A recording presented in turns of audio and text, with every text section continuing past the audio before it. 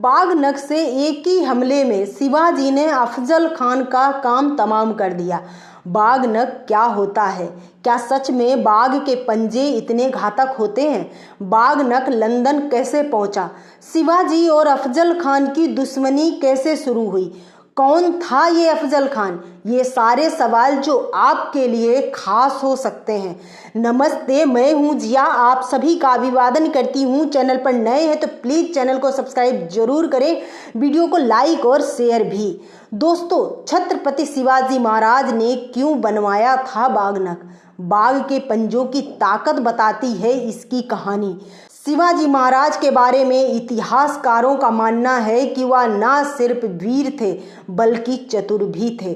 नए नए तरीके के हथियार बनवाते थे। बाघ नख इन्हीं में से एक है। ऐसे ही युद्ध के नए तरीके भी उन्होंने सिखाए। गुरिल्ला युद्ध के जनक भी शिवाजी माने जाते हैं।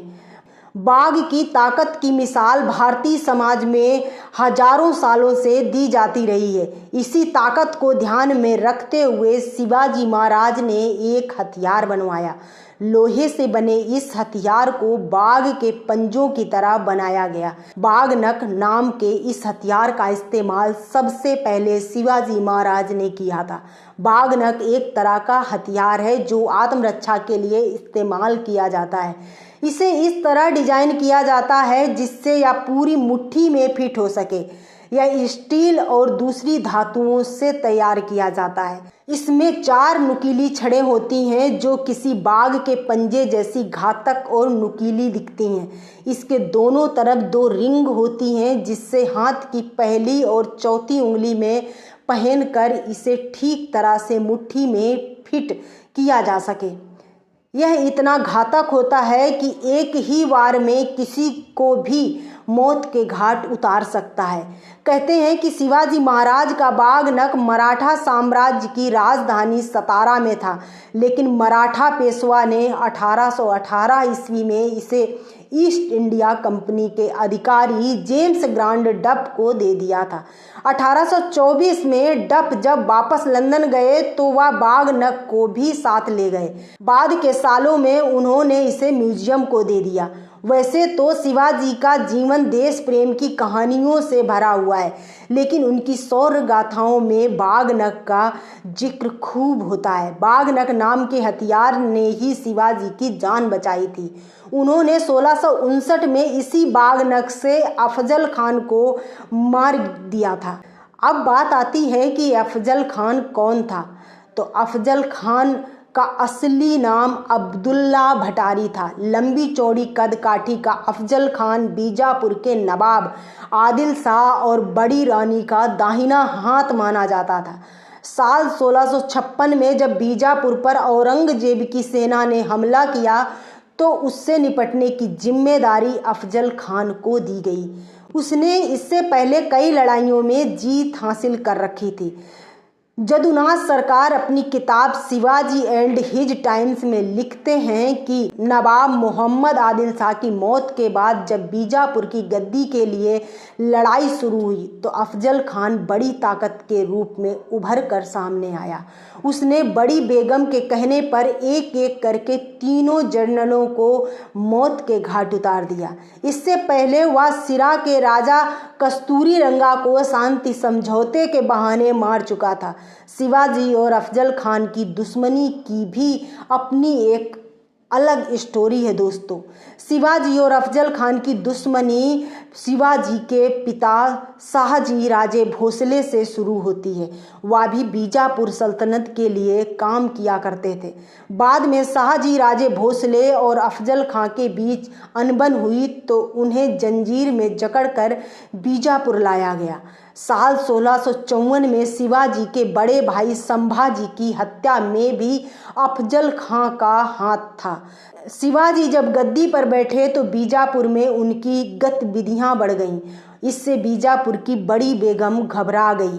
उन्होंने कहा कि क्या कोई ऐसा शख्स है जो शिवाजी को पकड़ सकता है। अफजल खान ने खुले दरबार में ऐलान कर दिया कि वह शिवाजी को चूहे की तरह पिंजड़े में बांधकर बीजापुर लाएगा। अफजल खान ने तय किया कि वह शिवाजी से दोस्ती के बहाने उसे पकड़ेगा और अप्रैल 1659 में 10,000 सैनिकों को लेकर अपने अभियान के लिए निकल पड़ा।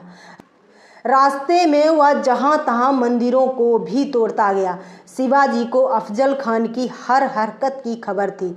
अफजल खान धीरे धीरे पूना की तरफ बढ़ने लगा, जो छत्रपति शिवाजी का गढ़ था। जब शिवाजी को इसकी खबर लगी तो वह पूना से जवाली चले गए। इसी बीच अफजल खान ने शिवाजी को पकड़ने के लिए लोहे का पिंजरा भी बनवा लिया और शिवाजी से दोस्ती का नाटक रचा। पूना के करीब पहुंचकर अफजल खान ने एक चाल चली। अपने दूत के जरिए शिवाजी को संदेश भिजवाया और कहा कि तुम्हारे पिता मेरे अच्छे दोस्त थे। मैं बादशाह से कहकर तुम्हें दक्षिणी कोंकण की जमीन और जागीर दिलवा दूंगा। जिन किलों पर कब्जा किया है उसे भी दिलवा दूंगा। अगर बादशाह से ना मिलना चाहो तो भी कोई बात नहीं। अफजल खान ने जिस दूत को भेजा था उसका नाम कृष्णाजी भास्कर कुलकर्णी था। शिवाजी उससे उगलवाने में सफल रहे कि अफजल खान की योजना क्या है। इसके बाद उन्होंने अपने दूत पंताजी गोपीनाथ के हाथ जवाब भिजवाया।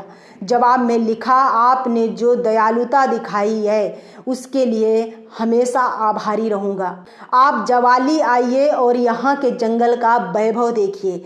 इससे मेरे प्रति आपकी शंका भी दूर होगी और मेरा भी सम्मान बढ़ेगा। मैं आपको अपनी तलवार भी भेंट करूंगा।